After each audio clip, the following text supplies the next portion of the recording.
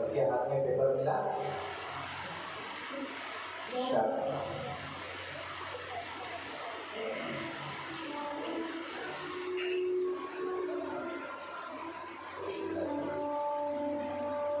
तो पेपर में समझ में आ रहा है क्या लिखा हुआ है? हिंदी आता है? इसलिए शाम दर्शक को मुझे हिंदी करता है लेकिन गुजराती भी तो आता है ना। तो मैंने आप सभी को जो पेपर दिया है, पेपर की शुरुआत में एक गीत को लिखा गया है। प्रत्येक हम कहाँ से आए सबको पता है? आप जानते हैं हम कहाँ से आए, कौन से मंदिर से आए? इस्कॉन मंदिर से आए। तो हमारे इस्कॉन के जो संस्थापकाचार्य डिवाइन ग्रेस श्री भक्तिवेदांत स्वामी श्री प्रभुपाद, इसको कर दीजिए, कम कर दीजिए, आ रहा आवाज रुको, थोड़ा दीजिए।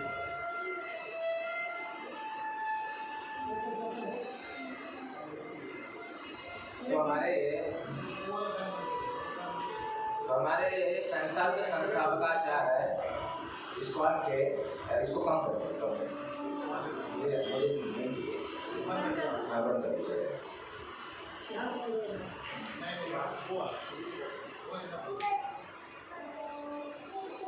तो इस्कॉन के जो संस्थापकाचार्य डिवाइन ग्रेस श्री भक्तिवेदांत स्वामी श्री प्रभुपाद, वो कोई भी सत्र प्रारंभ करने से पहले एक गीत को गाया करते थे, क्योंकि भगवान को प्रसन्न करना है। अभी हम यहाँ पे क्यों बैठे हैं? भगवान को प्रसन्न करने के लिए, भगवान की कथाओं का श्रवण करने के लिए। तो भगवान को अगर प्रसन्न करना है तो भगवान गीत से बहुत जल्दी प्रसन्न होते हैं। जब गीत को गाते हैं तो निश्चित रूप से भगवान बहुत जल्दी प्रसन्न होते हैं। उस समय की बात है, वृंदावन के में जब भगवान कृष्ण जब प्रकट रूप में लीला कर रहे थे वृंदावन धाम में, तो उस समय जब गोपियों के साथ जब वो रास लीला का शुभारंभ किए पूर्णिमा की तिथि पे रात को, तो उस समय सारी गोपियां भगवान कृष्ण को अपने पास में अनुभव कर रही थी कि मेरे कृष्ण हमारे पास में है। तो जब गोपियां कृष्ण को अपने पास में पाकर बहुत आनंदित होने लगी और उनको एक घमंड जैसा एक अहंकार आ गया कि कृष्ण मेरे पास में है। हर एक गोपियों में यही फीलिंग था कि कृष्ण हमारे पास में है। एक अहंकार आया, जैसे ही अहंकार आया भगवान कृष्ण क्या किए, वहां से सभी गोपियों के नजरों से ओझल हो गए, सब चले गए भगवान। और भगवान जैसे ही अप्रकट हो गए, जब अप्रकट हो गए तो गोपियां बहुत दुखी हो गई, बहुत दुखी हो गई गोपियां, क्योंकि गोपियों का जो जीवन है, जीवन प्राण है, वो कौन है? कृष्ण है। गोपी शब्द का अर्थ ही अगर हम देखेंगे तो गो मतलब इंद्रियां, गो मतलब इंद्रियां, हमारा शरीर का एक इंद्रिया जिसको गो कहते हैं। गो मतलब इंद्रियां, पी मतलब पीना। जिसने अपने इंद्रियों से कृष्ण को पीती रहती है उनको कहते हैं गोपी। तो जैसे ही वो बंद हो गया, क्यों?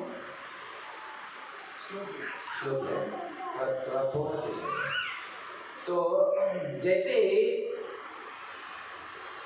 जो भगवान कृष्ण गोपियों के नजरों से जब ओझल हो गए, अप्रकट हो गए, तो गोपियां बहुत दुखी हो गई और विलाप करने लगी गोपियां और कृष्ण को ढूंढने लगी।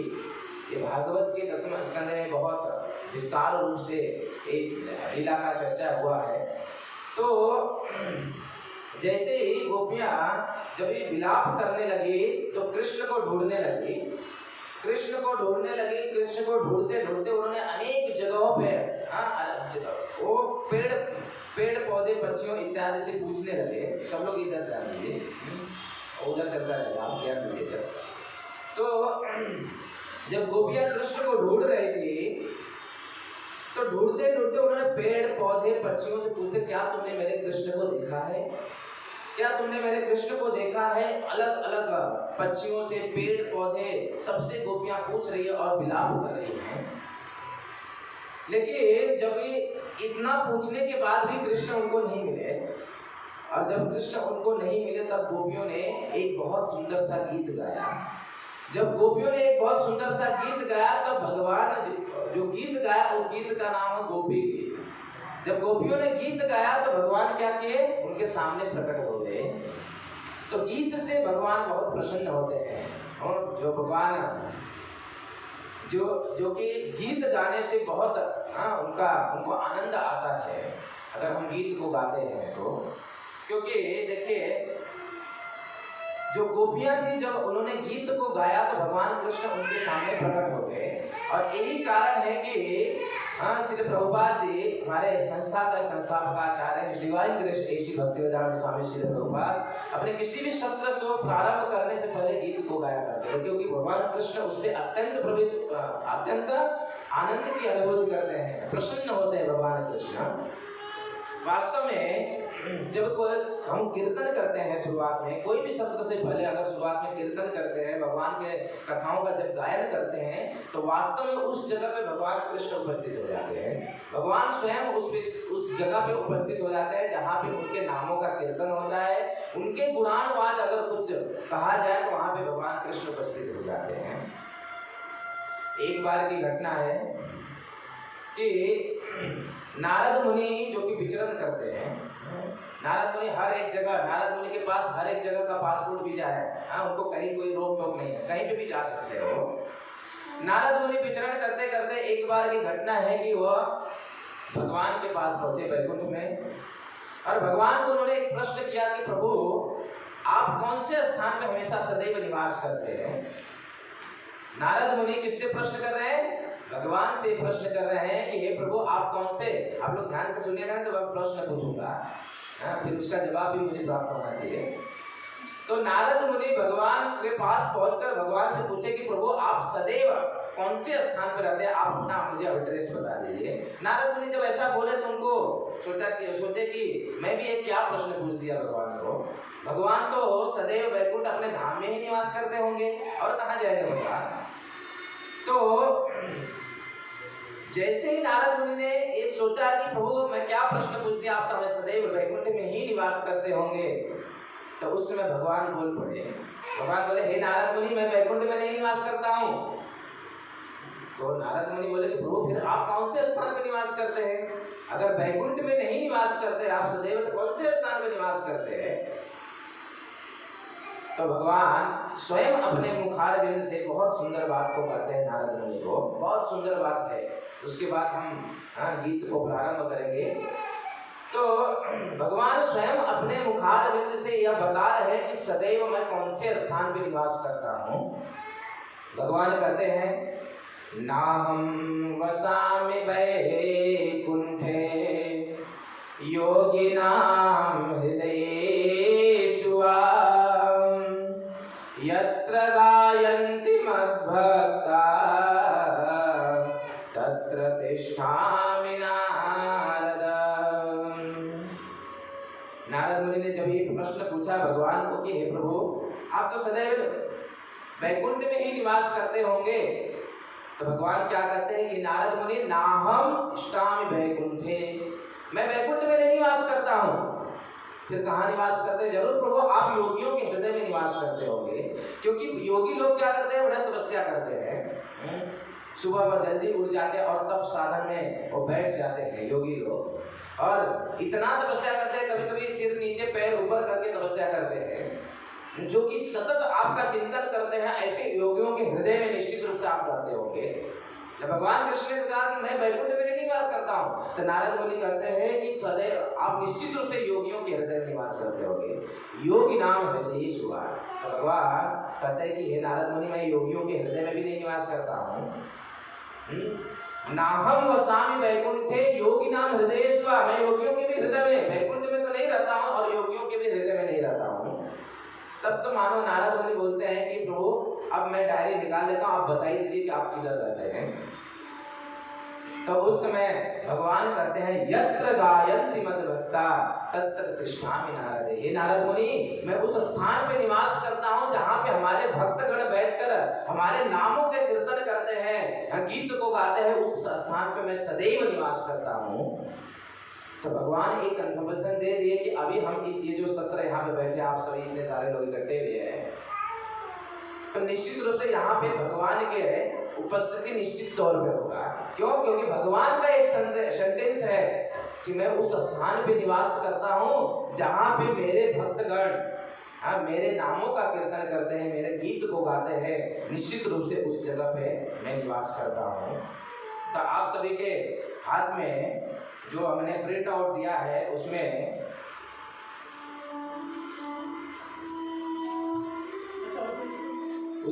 बहुत सुंदर सा बहुत छोटा भजन है, हम जो उसको गाएंगे वो भजन ऐसा है। जय राधा माधव कुंज बिहारी गोपी जन वल्लभ गिरिवरधारी यशोदानंदन ब्रज जन रंजन यमुना तीर वनचारी। ध्यान से सुनेंगे तो निश्चित रूप से आप भी इसको हमारे पीछे गा पाएंगे। अर्थ इस प्रकार से है, जय राधा माधव, राधा माधव की जय हो, राधा माधव की जय हो। कुंज बिहारी, कुंज बिहारी का अर्थ है कि जो कि सदैव वृंदावन के कुंज में सदैव विराजमान है, सदैव वृंदावन के कुंज में निवास करते हैं, ऐसे कुंज बिहारी की जय हो। एक संत कहते हैं कि भगवान कृष्ण को अगर ढूंढना चाहते हैं तो सब जगह ढूंढे, कृष्ण मिले या ना मिले कोई गारंटी नहीं है, लेकिन भगवान निश्चित रूप से वृंदावन के कुंजन में जरूर मिलेंगे। इसलिए कहते हैं कुंज बिहारी। और कहते हैं कि गोपी जन वल्लभ, जो कि गोपियों के प्राणनाथ है, गोपियों के प्रिय है, ऐसे गोपी जन वल्लभ है। और यशोदा गिरिवरधारी, गिरिवरधारी अर्थात कि जो जिन्होंने क्या किया, गोवर्धन को अपने कनिष्ठ उंगली पे उठाया, ऐसे गिरिवरधारी। और यशोदानंदन, यशोदानंदन मतलब यशोदा के नंद, यशोदा के पुत्र भगवान कृष्ण। और ब्रज जन रंजन, जो कि ब्रज में सभी लोग को रंजन, मनोरंजन, आनंद प्रदान करने वाले भगवान, जिनको ब्रज रंजन कहा जाता है। और यमुना तीर वनचारी, और यमुना के तीर पे जो कि सदैव विचरण करते हैं, यमुना के तीर पे जो सदैव रास लीला करते हैं, सदैव क्रीड़ा करते हैं अपने मित्रों के साथ, ऐसे यमुना तीर वनचारी, ऐसे जय राधा माधव की जय हो। तो बहुत सुंदर भजन है, कृपया मेरे बाद इसको आप भी गाएं। जय राधा माधव कुंज बिहारी। बोलिए चलो।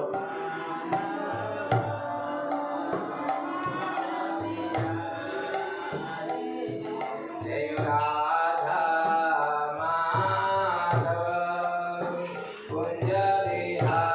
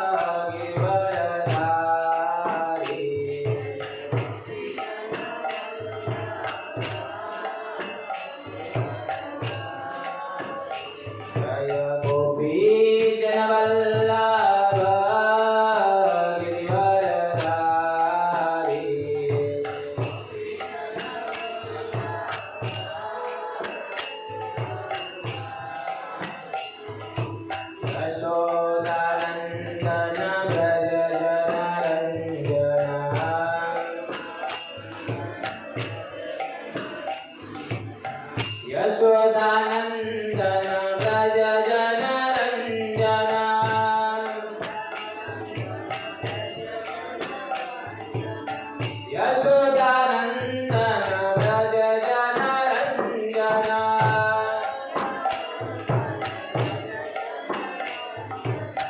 यमुना तीरावनचारी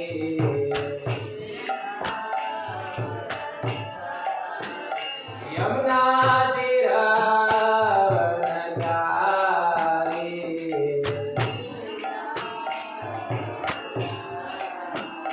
हरे कृष्णा कृष्णा कृष्णा कृष्णा हरे हरे हरे राम राम राम हरे हरे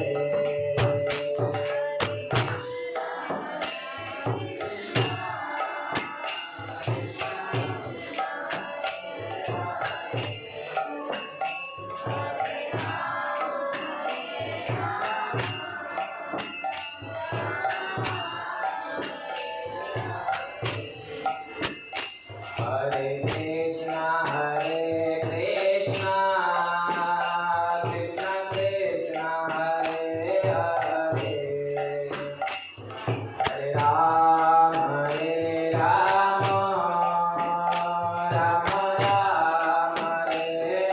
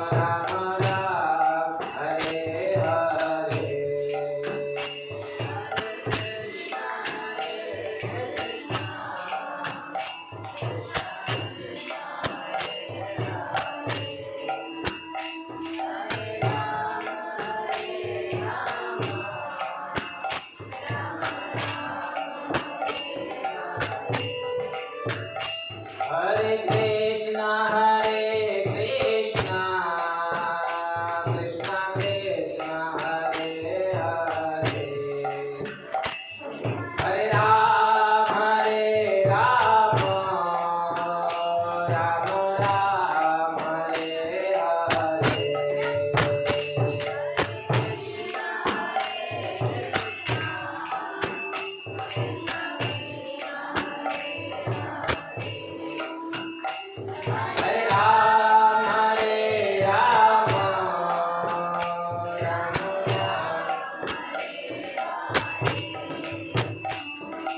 हरे कृष्णा कृष्णा कृष्णा हरे हरे हरे राम राम राम हरे हरे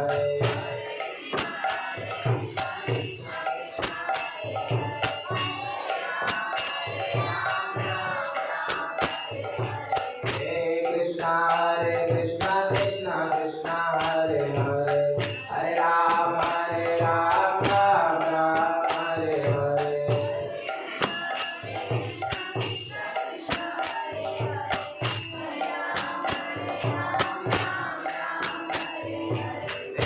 कृष्णा कृष्णा कृष्णा हरे हरे हरे राम राम हरे हरे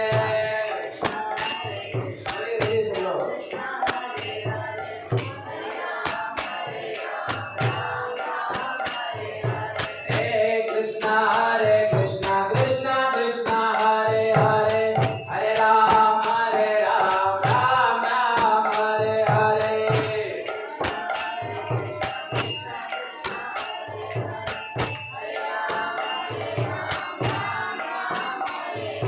हरे कृष्णा कृष्णा कृष्णा हरे हरे हरे राम राम हरे हरे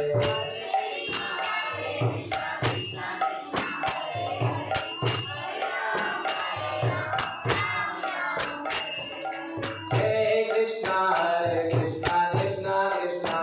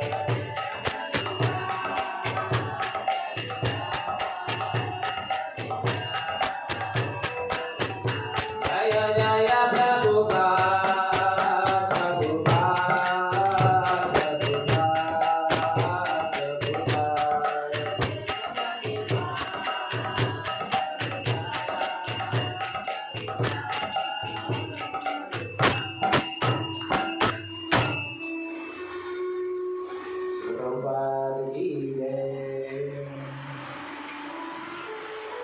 कृपया मेरे बात सब लोग दोहराएं, हाथ जोड़े और मैं बोलता हूँ उसके पीछे आप लोग भी दोहराएं। ओम नमो भगवते वासुदेवाय।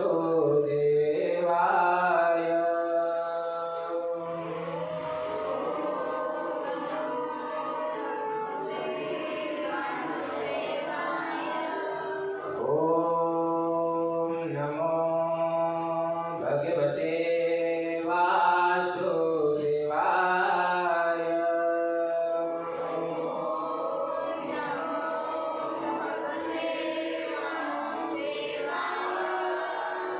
ओम नमो भगवते वासुदेवाय।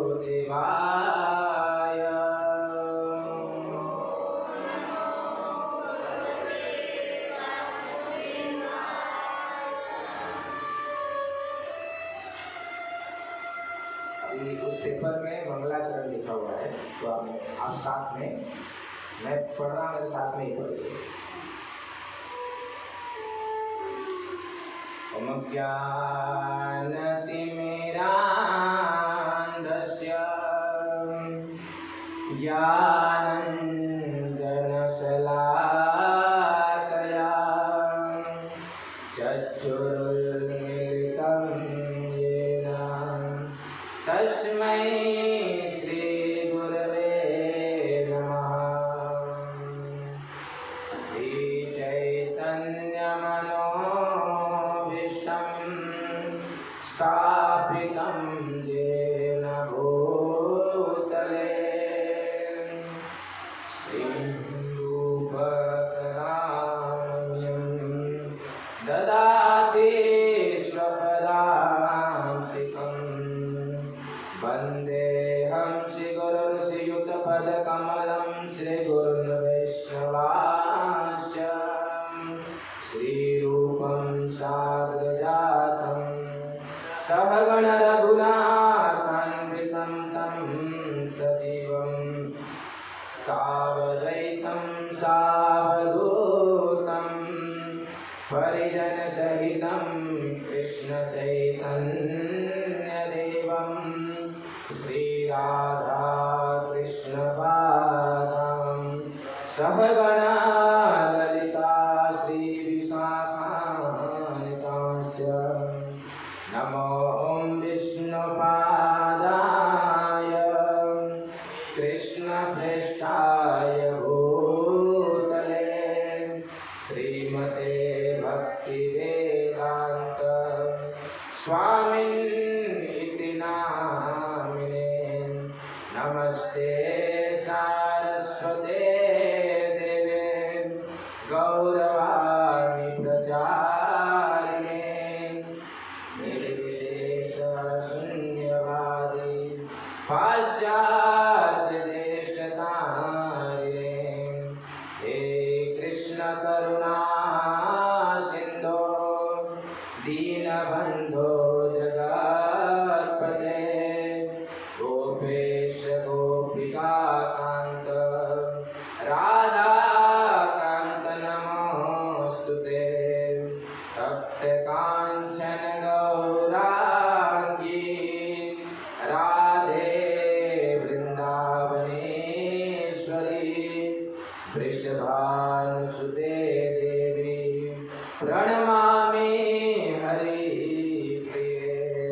वाञ्छाकल्पतरुर्भयस्य कृपा सिन्धुभ्यैव च पतितानां पावनेभ्यो वैष्णवेभ्यो नमो नमः। जय श्री कृष्ण चैतन्य प्रभो नित्यानंद श्री अद्वैत गदाधर श्रीवासादि गौर भक्तवृंद। हरे कृष्णा कृष्णा कृष्णा हरे हरे, हरे राम राम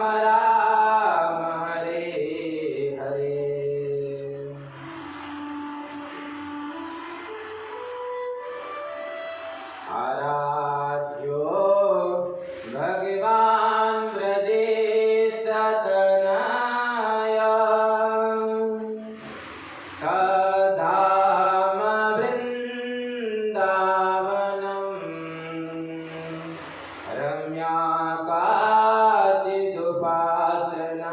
व्रजवधूं वर्गेण या कल्पिता श्रीमद्भागवतं प्रमाणमालं प्रेमापुमार्थो महान् श्रीचैतन्यमहाप्रभुर्मतमिदं तत्रादरो न परम् बंसी विभूषितकरा नवनीरदाभा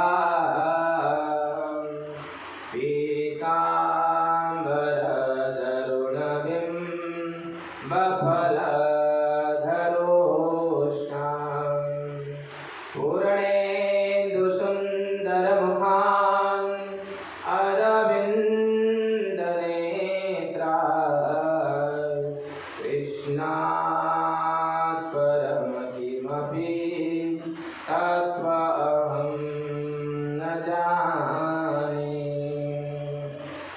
योऽन्तः प्रविश्य मम वाचमिमां प्रसुप्तां सञ्जीवयत्र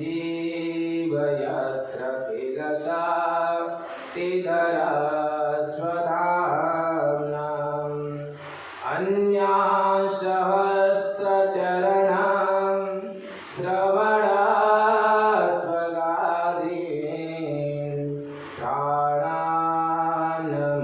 भगवते पुरुषाय तुभ्यम् गुरवे गौरचन्द्राय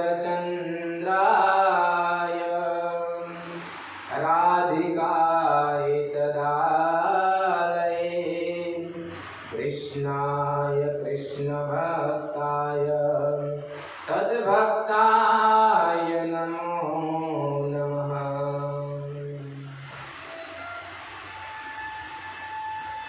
हरे कृष्णा।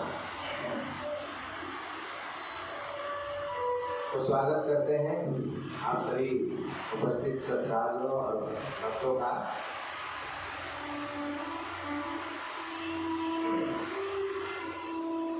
जैसा कि बहुत सुंदर आज तिथि है, दशमी तिथि है और महीना भी बहुत अच्छा है, भाद्र महीना। इसी महीने में भागवत का प्राकट्य हुआ है। ये महीना जो है, इस महीने में भागवत का जन्म हुआ था। ये महीना बहुत पवित्र है, भाद्र महीना। वैसे तो हमारा जो 12वें महीना है वो तो कि हर एक महीना की अलग अलग महिमा है, लेकिन ये भाद्रपद महीने का विशेष महिमा है। इस महीने में विशेष करके भागवत का जो प्राकट्य हुआ, अभी भद्र पूर्णिमा के दिन भद्र पूर्णिमा का मनाया गया, जो कि भागवत का जन्मदिन था उस दिन। तो ये भद्र मास, भद्रपद, भादव महीना, और उसमें भी कृष्ण पक्ष।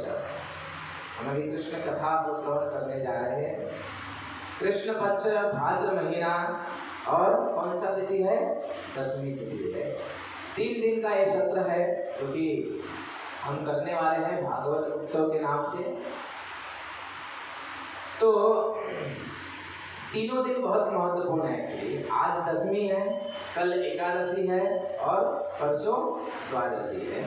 ये तीनों तिथियां बहुत ही अपने आप में बहुत महत्वपूर्ण हैं।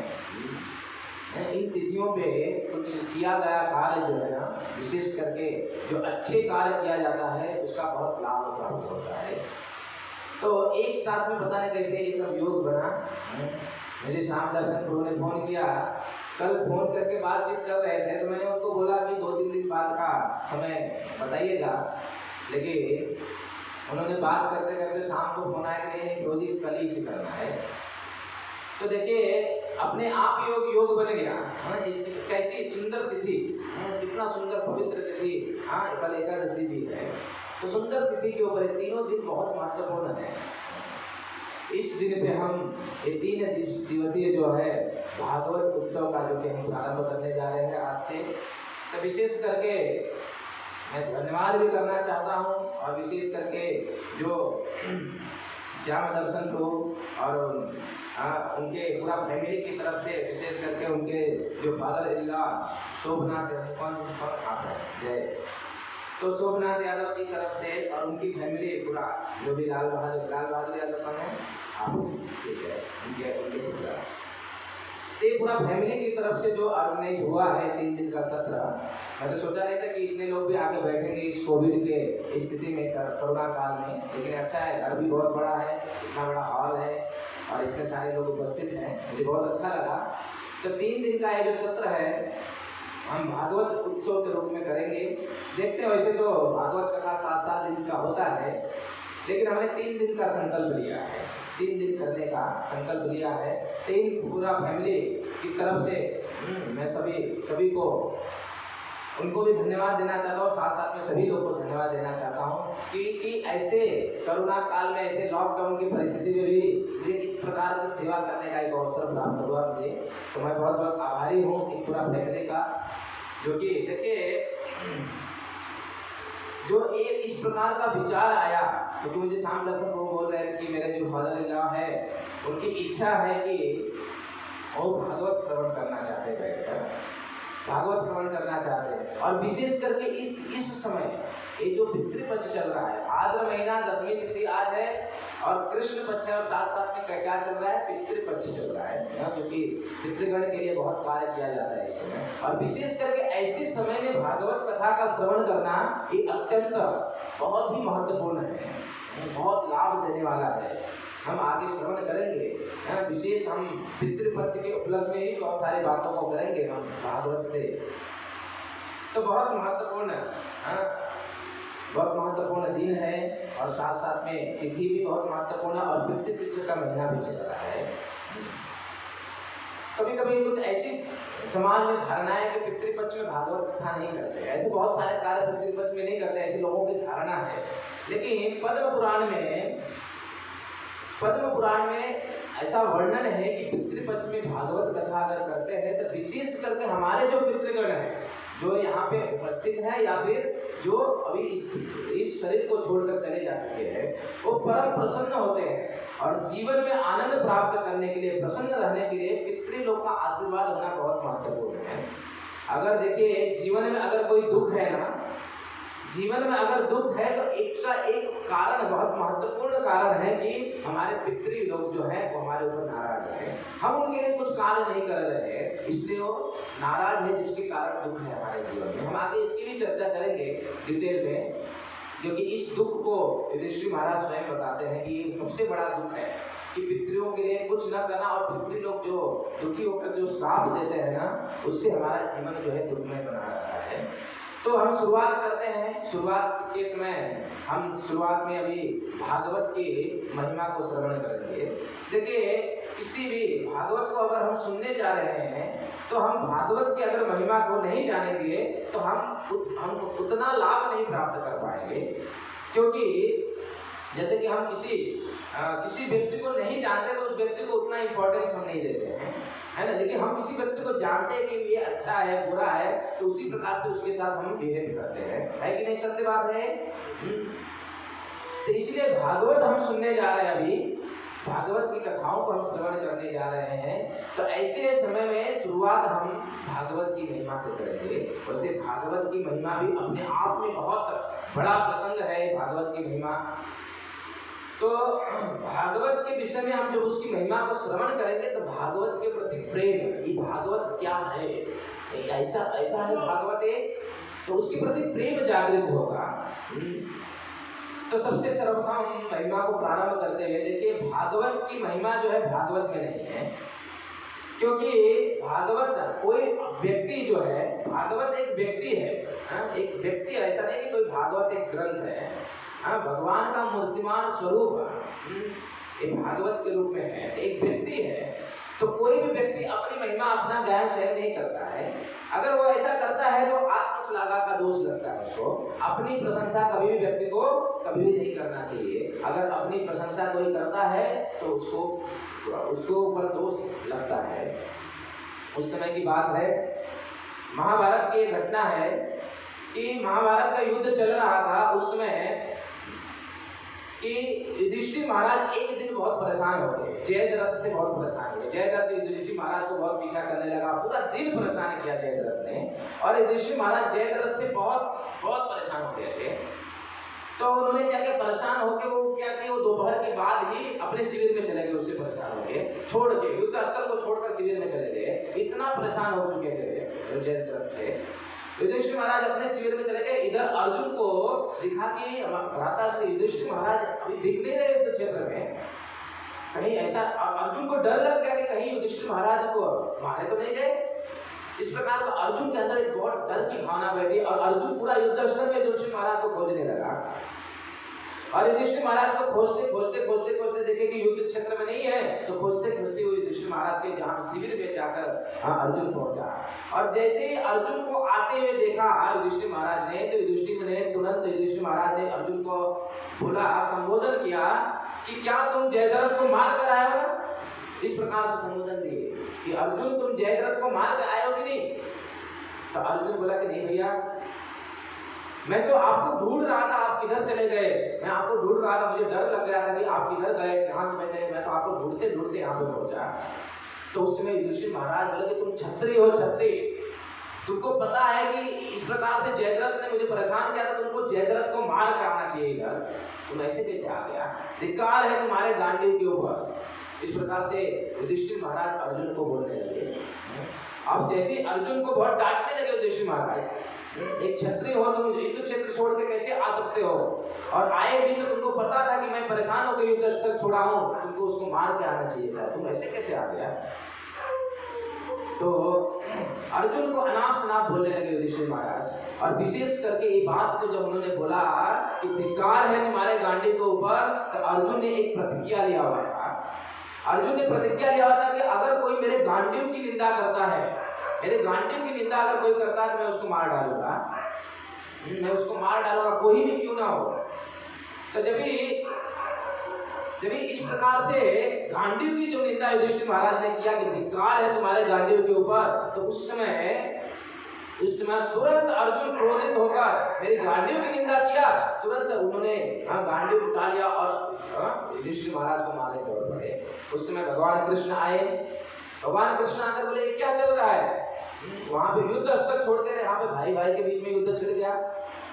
भगवान कृष्ण दोनों के बीच में आ जाते हैं।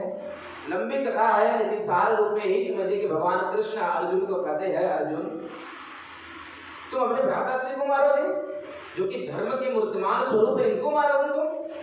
बोले कि कृष्ण हे मित्र, हे सखा, मैं प्रतिज्ञाबद्ध हूं कि मेरे गांडीव का कोई अगर निंदा करता है तो मैं उसको मार डालूंगा। तो उस समय कृष्ण बोले कि ठीक है, आप युधिष्ठिर को मारना ही चाहते हो ना, तो कोई बात नहीं, युधिष्ठिर को खूब निंदा करो, क्योंकि तुम्हारे बड़े भाई अगर उनकी निंदा तुम करोगे तो वो मरने के समान हो जाएगा। तो उस समय अर्जुन के अंदर जितना भी उस समय फ्रस्ट्रेशन था, जितना भी युधिष्ठिर महाराज को लेकर एक एक करके सब बोल डाला युधिष्ठिर महाराज को। युधिष्ठिर महाराज कुछ बोले नहीं। और उसके बाद अर्जुन जब पूरा फ्रस्ट्रेशन उतार डाला युधिष्ठिर महाराज के पास, तो उसको एक सांत्वना मिला। लेकिन थोड़ी ही देर बाद उसको क्लिक हुआ कि मैंने कितना जघन्य पाप किया, मैंने इस धर्म के मूर्तिमान स्वरूप मेरे भ्राता के ऊपर मैंने इस प्रकार की बातें की, उनको इतना निंदा किया उनका, मुझे अपने आप को अभी नहीं धारण करना, अपने आप को मैं आत्महत्या कर लेता हूँ। अब देखिए, एक समस्या था कि अभी मारने दौड़े थे युधिष्ठिर महाराज को, अभी अर्जुन क्या कर रहे हैं, स्वयं बोल रहे हैं कि मैंने इतना घृणित कार्य किया कि अपने भ्राता श्री को इतना निंदा किया मैंने, मैं अपने आप को नहीं धारण करूंगा, मैं खुद आत्महत्या कर लूंगा। तो उस समय कृष्ण कहते हैं देखो, तुमको आत्महत्या करने की जरूरत नहीं है, शस्त्र से आत्महत्या करने की जरूरत नहीं है तुमको, अपनी प्रशंसा करो आत्महत्या के बराबर हो जाएगा। तुम खूब अपनी प्रशंसा करो आत्महत्या के बराबर हो जाएगा। उस समय अर्जुन अपनी प्रशंसा करता है और खुद वो आत्महत्या के बराबर हो जाता है। तो मैं कहना यही चाहता हूँ कि अगर कोई व्यक्ति अपनी प्रशंसा स्वयं करता है कि मैं कितना महान हूँ, तो उसमें आत्मश्लाघा का दोष लगता है। इसलिए भागवत की महिमा भागवत में नहीं है, पद्म पुराण इत्यादि अनेक ग्रंथों में भागवत की महिमा है। क्योंकि भागवत जो है, भागवत की महिमा पद्म पुराण में अनेकों जगह में भागवत की महिमा का वर्णन है। क्योंकि देखिए बड़ा जो व्यक्ति होता है ना, वो अपनी महिमा तो स्वयं नहीं करता है, लेकिन ऐसा नहीं कि उसकी महिमा वो स्वयं नहीं करता तो महान नहीं है, वो महान है। जैसे कि गरुड़, कौवा जो है, कौवा कितना भी ऊपर उड़े वो क्या है, कौवा ही है। कौवा कितना भी आसमान में ऊपर उड़े लेकिन है वो कौवा ही। लेकिन गरुड़ कितना भी नीचे हो चले तो क्या है, वो है गरुड़ ही, है ना। तो महान व्यक्ति जो होता है ना, उनकी महानता ये डिपेंड नहीं करता है कि वो अपना ग्लोरीज करेगा तो तभी उसकी महानता है। कभी भी महान व्यक्ति को अपना ग्लोरी तो करता है। तो भागवत में भागवत की महिमा का वर्णन नहीं हुआ है। तो स्वयं वेदव्यास जी पद्म पुराण में वर्णन है, और भागवत की महिमा में वर्णन करते हुए वेदव्यास ऋषि, जिन्होंने 18 पुराणों की रचना की, वेद शास्त्रों की रचना किया वेदव्यास ऋषि ने, और उन्होंने भागवत की महिमा को गाते हुए सर्वप्रथम भगवान को प्रणाम करते हैं। वेदव्यास जी भगवान को प्रणाम करते हुए कहते हैं, सच्चिदानंद रूपाय विश्वपति आदि हेतवे तापत्रया विनाशाय श्री कृष्णाय वयं नमः। वेदव्यास जी भगवान को प्रणाम करते हुए, मंगलाचरण करते हुए और विशेष रूप से भगवान की महिमा को गायन करते हुए, प्रणाम करते हुए और भागवत की महिमा को जो प्रारंभ करते हैं वेदव्यास ऋषि, तो सर्वप्रथम कहते हैं सच्चिदानंद रूपाय। भगवान को संबोधित करते हैं कि भगवान कौन है, सच्चिद आनंद के स्वरूप, घनीभूत स्वरूप है भगवान, परम आनंद में है भगवान कृष्ण। सच्चिदानंद रूपाय विश्वपति आदि हेतवे, कहते हैं कि श्री कृष्णाय वयं नमः, मैं वैसे भगवान कृष्ण को प्रणाम करता हूँ। श्री कृष्ण वयं नमः, मैं नमन करता हूँ। कौन बोल रहे हैं, वेदव्यास ऋषि। वेदव्यास ऋषि भगवान को प्रणाम कर रहे हैं कि श्री कृष्णाय वयं नमः, मैं भगवान कृष्ण को प्रणाम करता हूँ। और कृष्ण का परिचय देते हुए कहते हैं कि सच्चिदानंद रूपाय, भगवान कृष्ण जिनका स्वरूप जो है क्या है, सच्चिदानंद, सच्चिद आनंद से बना हुआ। जैसे कि हमारा ये शरीर है, किससे बना हुआ है, पंच महाभूत से बना हुआ है। पंच महाभूत से हमारा ये शरीर बना हुआ है। पृथ्वी, जल, अग्नि, वायु, आकाश, ये 5 पंच महाभूत से हमारा ये शरीर बना हुआ है। और मृत्यु के पर्यंत ये जो शरीर थोड़ा इन 5 में मिल जाता है। तो भगवान का रूप का वर्णन करते हुए, भगवान कृष्ण का परिचय देते हुए वेदव्यास ऋषि कहते हैं कि सच्चिदानंद रूप है, भगवान का जो रूप है वो सच्चिद आनंद से बना हुआ है, परम आनंदमय रूप है। और रूप कैसा है, बहुत ही सुंदर है, बहुत ही सुंदर रूप, बहुत ही सुंदर है। और उनका सामर्थ्य का वर्णन करते हैं वेदव्यास ऋषि, इस सामर्थ्य कैसा है, तो कहते हैं विश्वपति आदि हेतवे। जैसे कि कोई व्यक्ति बहुत सुंदर है, तो बहुत सुंदर है जरूरी नहीं है वो सामर्थ्यवान हो। कभी ये जो 6 ऐश्वर्य है ना, सुंदरता, बलवान होना, वैराग्य होना, ये सारे जो 6 ऐश्वर्यों की बात की गई शास्त्रों में, इसमें एक साथ में हर एक व्यक्ति के पास सभी नहीं होता। किसी को रूप होता है तो किसी को धन नहीं रहता है, रूप है लेकिन धन नहीं है, धन है लेकिन रूपवान नहीं है, कुछ न कुछ कमी रहता ही है। बल है बहुत लेकिन सुंदरता नहीं है, बल बहुत है लेकिन धन नहीं है, तो इस प्रकार का है। लेकिन वेदव्यास ऋषि कहते हैं भगवान के को कि विश्वपति आदि है, सामर्थ्यवान भी है, उस संसार का सृजन भी करते हैं, सर्जन भी करते हैं और पालन भी करते हैं और उसको डिस्ट्रॉय भी करते हैं, प्रलय भी करते हैं।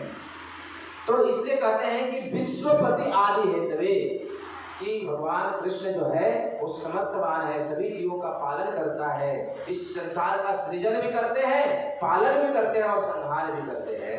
इस प्रकार से और उनका स्वभाव कैसा है तो बहुत महत्वपूर्ण बात को कहते हैं। सच्चिदानंद रूपाय विश्वपति आदितवे। और उसकी बात कहते हैं कि स्वभाव कैसा है, तापत्रय विनाशाय श्री कृष्णाय वयं नुमः। कहते हैं उनका स्वभाव कैसा है तो कहते हैं कि तापत्रय विनाशाय। तो तापत्रय विनाशाय का अर्थ है कि त्रिताप से मुक्ति देने वाले हैं। ऐसे भगवान कृष्ण के जो शरण में जाएगा वो 3 ताप से मुक्त करने वाले हैं। और ये 3 ताप क्या है, आदि दैविक ताप, आदि भौतिक ताप और आदि आध्यात्मिक ताप। ये 3 प्रकार के ताप हैं जिसके अंतर्गत हर एक जीवात्मा पीड़ित है, हर एक जीवात्मा। आदि भौतिक ताप अर्थात हमारे स्वजनों से मिला हुआ परिताप, हमारे परिजनों से मिला हुआ जो त्रास है, हमारे परिजनों से मिला हुआ जो दुख है, उसको आदि भौतिक कहते हैं। आदि आध्यात्मिक ताप वो क्या है, देवताओं के द्वारा दिया हुआ दुख। अभी जैसे कि अधिक बारिश हो जाना, कहीं पे बिजली गिर जाना, सूखा पड़ जाना, ये सब किसके द्वारा दिया हुआ दुख है, देवताओं के द्वारा दिया हुआ दुख है। उसको आदि आदि आदि आदि आध्यात्मिक आदि दैविक ताप बोलते हैं उसको। और तीसरा ताप है आदि आध्यात्मिक ताप। सर्वप्रथम आदि भौतिक, आदि दैविक और आदि आध्यात्मिक। आदि भौतिक मतलब हमारे स्वजनों से मिला हुआ दुख, और आदि दैविक दुख मतलब कौन सा, देवताओं के द्वारा दिया हुआ दुख। और आदि आध्यात्मिक दुख अर्थात हमारे मन के द्वारा दिया हुआ दुख। हमारा मन भी हमको दुखी करता रहता है। हम बहुत सुंदर रूप से प्रसन्न है, कोई व्यक्ति जा रहा है सामने से और हमको नेगलेक्ट कर दिया तो हमारा मन दुखी हो जाता है ना। अरे मेरे तरफ देखा नहीं, इतना मुझे अवॉइड किया। अभी भी बहुत सुंदर तरीके से हंस खेल रहे थे, लेकिन देखा कि किसी ने हमको अवॉइड कर दिया तो क्या हुआ, मन के अंदर दुख हो गया, है ना। तो ये मन भी हमारा दुख देने वाला है। ये मन हमारा सबसे बड़ा दुख का कारण है। सबसे बड़ा दुख का मन एवं मनुष्यानाम कारणं बंधन मोक्षे बांधाय विषया संगे निर्मुक्त विषया बना। ये मन जो है क्या करता है, मन एवं मनुष्यानाम, मन जो है मनुष्य का बंधन का भी कारण बनता है और मोक्ष का भी कारण बनता है। अगर सही जगह पे लग गया तो मोक्ष का कारण बनता है, और गलत जगह पे लग गया तो बंधन का कारण बनता है। बांधाय विषया संगे, ये विषयों के संग बांध देता है और निर्मुक्त विषया बना। और यही मन अगर सही जगह पे लगा तो हमको विषयों के से मुक्त भी कर देता है। तो इस प्रकार से 3 ताप हर एक व्यक्ति को, हर एक जीवात्मा को 3 ताप जो है सता रहा है अलग अलग रूप से। और इस समय तो अगर हम देखेंगे कि पूरा विश्व में जो ये महामारी जो फैली हुई है, एक साथ में 3 ताप हर एक व्यक्ति को सता रहा है। ये जो कोविड-19 इस समय चल रहा है 19, एक समय पे तीनों ताप है, तीनों ताप एक समय पे है। देवताओं के द्वारा देवताओं के द्वारा कुछ इस प्रकार प्रकृति का एक कहर है जिसका कोई मेडिसिन भी नहीं बन पा रहा है। कितना बड़ा प्रकृति का कहर है। और साथ साथ में हम किसी को हो जाता है तो उससे दूर भागते हैं। किसी को हो गया तो उससे कितना दूर भागते हैं, उसको कहाँ कहाँ रखा जाता है, अपने परिजन ही क्यों ना हो। और साथ साथ में मन भी दुखी है। क्यों? क्योंकि आगे का कुछ पता नहीं क्या होने वाला है। क्या आगे धंधा बिजनेस चलेगा नहीं चलेगा, बहुत सारी चीजें मन के अंदर कितनी दुविधाएं हैं। तो इस समय ये 3 ताप जो है पूरे विश्व में सता रहा है सबको, ये 3 ताप। लेकिन व्यास ऋषि कहते हैं कि भगवान का, कृष्ण का स्वभाव ऐसा है। कहते हैं कैसा है कृष्ण का स्वभाव, तापत्रय विनाशाय। अगर कोई कृष्ण का भजन करता है, कृष्ण की भक्ति करता है, तो कृष्ण की भक्ति करने से वो 3 ताप से मुक्त हो जाता है। ये है भगवान का स्वभाव। स्वभाव का वर्णन करते हैं व्यास ऋषि। तो त्रिताप को जो कि भगवान मुक्त करते हैं, ऐसे भगवान जिनके बारे में हम इस कथा को श्रवण करने जा रहे हैं। एक समय की बात है कि गंगा के तट पे सुखदेव गोस्वामी गंगा के तट पे परीक्षित महाराज को कथा सुना रहे थे। आप सभी को पता होगा कि परीक्षित महाराज को ये कौन सर्प ने डस लिया था। उनकी मृत्यु 7 दिनों में होने वाली है। मृत्यु 7 दिनों में उनकी होने वाली है, तो उन्होंने सबसे बेस्ट क्या चुना, क्या करना चुना उस मृत्यु से बचने के लिए कि किस प्रकार से वो तक्षक नामक जो सर्प आएगा किस प्रकार से मैं उससे बचूं, इसका प्रयास किया नहीं। जैसे ही परीक्षित महाराज को ये पता चला कि 7 दिन के बाद तक्षक नामक नाग आकर मुझे डसने वाला है, तुरंत है परीक्षित महाराज ने राजपाट छोड़कर और निकल गए भागवत कथा का श्रवण करने के लिए, विचरण करने लगे। और जब विचरण कर मन के अंदर जब इच्छा हुई भागवत श्रवण करने का, तो निश्चित रूप से भगवान कृपा करते हैं। जैसे ये आयोजन भी कब हुआ, अब इतने सारे लोग जो सुनने का लाभ प्राप्त कर रहे हैं, ये आयोजन कब हुआ, किसी ने इच्छा व्यक्त किया, भागवत श्रवण करने का किसी ने इच्छा व्यक्त किया, वो इच्छा इतनी प्रबल हुई कि आज ये सत्र बैठ गया यहाँ पे। तो परीक्षित महाराज भागवत श्रवण करने के लिए राजपाट छोड़कर गंगा के तट पे पहुंचे। वहां पे सुखदेव गोस्वामी उनको कथा सुनने के लिए, और सुखदेव गोस्वामी जैसे ही वहां पर प्रकट हुए और कथा शुरू ही करने वाले थे, और वही तभी देवताओं की बात पता चली, क्योंकि सुखदेव गोस्वामी कथा कर रहे हैं तो कौन उस कथा में बैठने का इच्छा नहीं करेगा। तो देवतागण को जैसे पता चला कि सुखदेव गोस्वामी के मुख से अभी अमृत रूपी गंगा बहने वाली है, तो उन्होंने अपना स्वर्ग लोक, अपना स्थान छोड़कर उस गंगा के तट में वहां पे प्रवेश, वहां पे आना चालू कर दिए लोग। तो जैसे ये बात पता चला, विद्यास जी लिखते हैं, परिचिते कथा वक्तुम सभायां संचिते मुने शुभा कुंभम गृहीतैव देवा तत्र समागता। कहते हैं कि परिचिते कथा वक्तुम सभायां संचिते मुने, जब सुखदेव गोस्वामी परीक्षित महाराज को जब कथा सुनाने जा रहे थे, उस समय जब ये बात देवताओं को पहुंची, जब स्वर्गलोक में ये बात पहुंची कि सुखदेव गोस्वामी अभी कथा कहने जा रहे हैं, तो सारे देवता जो क्या किए, सुधा कुंभम गृहीतैव, अपने अपने स्थान से वो अमृत का घड़ा लेकर वहां पे पहुंचे, क्योंकि उनको पता था कि इस समय परीक्षित महाराज को कथा के सुनाने के लिए सुखदेव गोस्वामी का आगमन हुआ। उनको पता था कि परीक्षित महाराज को श्राप लगा हुआ है, उनकी 7 दिनों में मृत्यु होने वाली है, और स्वर्ग से सारे देवता लोग अमृत कलश भर भर के लेकर वहां पे उस गंगा के तट पे प्रकट हुए, और उन्होंने एक प्रस्ताव रखा सुखदेव गोस्वामी के सामने। सोचिए, विचार करिए कि ये क्या प्रस्ताव रखा उन लोगों ने। प्रस्ताव ये रखा कि ये सुखदेव गोस्वामी, आप जो कथा कहने जा रहे हो परीक्षित महाराज को आप जो कथा कहने जा रहे हो, वो कथा हमको सुनाइए, और बदले में परीक्षित महाराज को क्या चाहिए, उनको मृत्यु से बचना है ना, तो आप मृत्यु से बचने के लिए आप उनको ये अमृत रूपी अमृत पिला दीजिए, वो मृत्यु से बच जाएंगे, वो अमर हो जाएंगे, और उसके बदले कथा आप हमें सुनाइए। इस प्रकार का एक प्रस्ताव, बिजनेस माइंडेड। कभी कभी लोग कथा करते हैं ना, बिजनेस करते हैं कथा करके। लोग पूछते हैं कभी कभी हमको कि आप कथा करने के लिए कितना लेते हैं।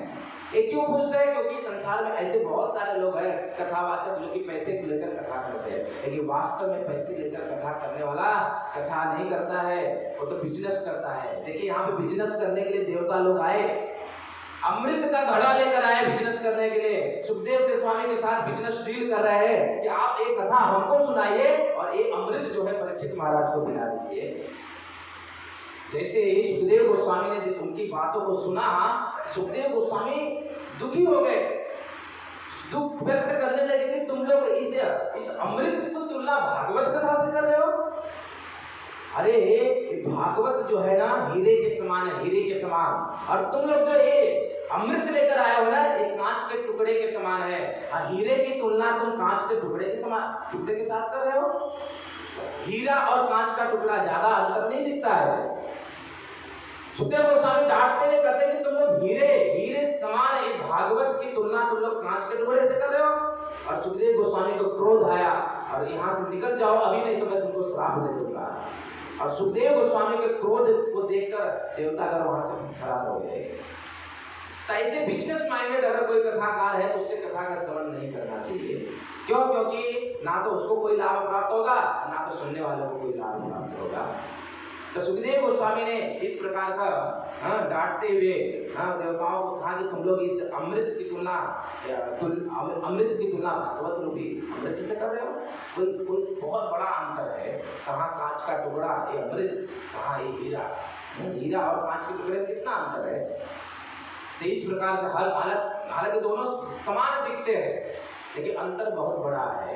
ये तुम अमृत रूपी कलश लेकर आए, ये भागवत रूपी अमृत जो है ना, एक कलश है, अमृत रूपी कलश के साथ तुलना नहीं कर सकते हो।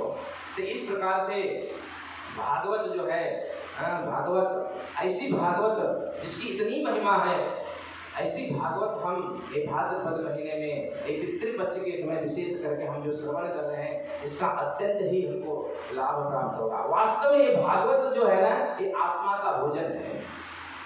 जैसे इस शरीर को पालन करने के लिए हम क्या करते हैं, शरीर को पालन करने के लिए क्या करते हैं, भोजन करते हैं। अगर भोजन नहीं करेंगे तो शरीर का पालन हो पाएगा? बोलिए, हो पाएगा? नहीं हो पाएगा। अगर हम अन्न नहीं खाएंगे तो क्या होगा, हम मर जाएंगे। अन्नमय जीवन हमारा। अगर अन्न नहीं प्राप्त हुआ तो हम अपने शरीर को धारण नहीं कर सकते हैं।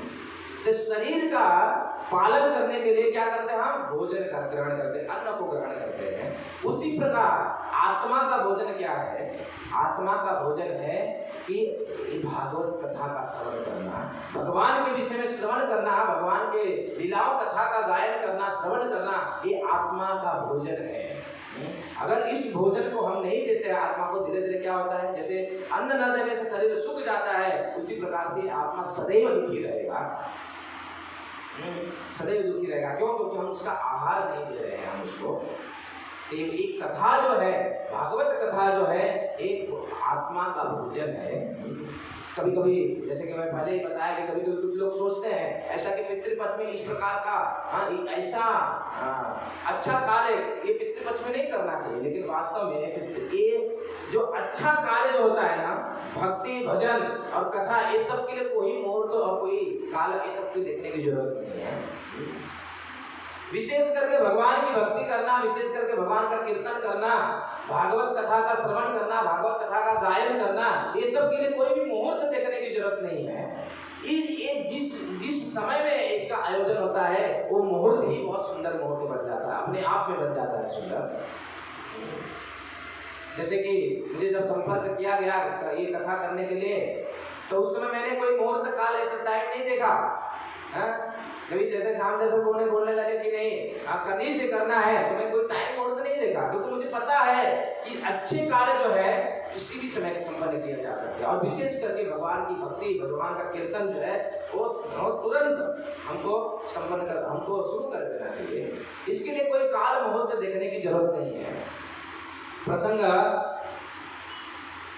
रामायण का प्रसंग है, उस जगह पे जहाँ पे एक दिन की घटना है कि राजा दशरथ